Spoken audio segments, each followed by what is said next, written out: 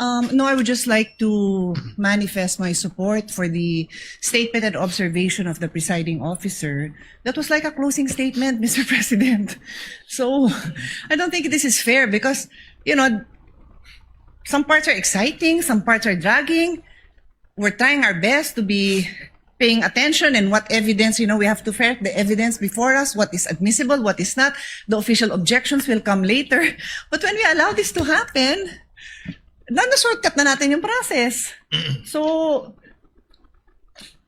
if I may, with all due respect, Mr. President, admonish us.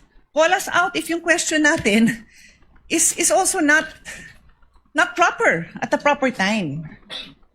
We may all make those mistakes. Even I may make that mistake. And I'm telling you, please call me out if I make a mistake and ask the kind of question that should not properly be asked by a judge at that particular time. Because it is not right. We must follow the rules. And I know you are being courteous to all of us, but that was a closing statement. And I also asked the parties involved. You have an oath as lawyers. Don't take advantage of the generosity of this impeachment court. I don't want to see this happen again. Thank you, Mr. President. Senator Judge Sorry. Pia Cayetano. Yeah, sorry, Mr. President. I don't mean to interrupt now. I want to give the defense their time. I respectfully move that the statements of the prosecution be stricken off the record. It is not proper for those statements to have been made. Thank you. Will you respond? Your Honor, if I may, Your Honor, please. With the Your Honor, permission we of Senator Judge we joined the Pia motion Cayetano, of the Senator Judge.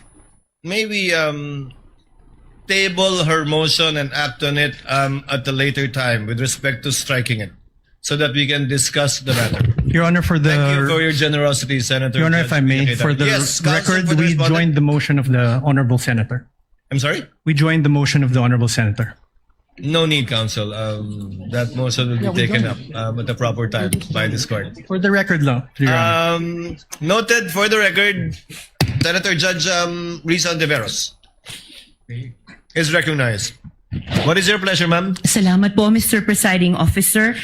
Just a point of clarity, briefly, if I may, Mr. Presiding You may proceed, Officer. ma'am. Salamat po, Mr. Presiding Officer.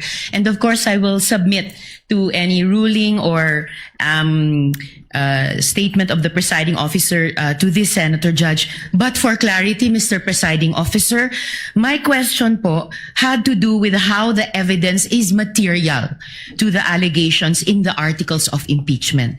Kasi nga po, hindi naman napapatunayan na the Vice President actually sought an assassin. I wanted to appreciate the evidence before me in light of the articles of impeachment. If you wish to strike out the response of the prosecutor, then so be it, Mr. Presiding Officer. But for clarity again, my intention was not to provoke a closing statement. Salamat po, Mr. We Presiding will Officer. review the transcript again. Sorry, we have my apologies on the part of the presiding officer. We have a bit of a problem with respect to getting an updated copy of the TSN. But given the clarification of Senator Judge Risa on the matter, then for the consideration of the body, given that we tabled the motion of Senator Pia, that the response of counsel for the prosecution is not responsive to the question of Senator Judge Ontiveros. Because clearly the question he answered was whether or not it constituted an impeachable offense. But without further debate, we are tabling this and we'll discuss and decide upon this at a later date. So ordered.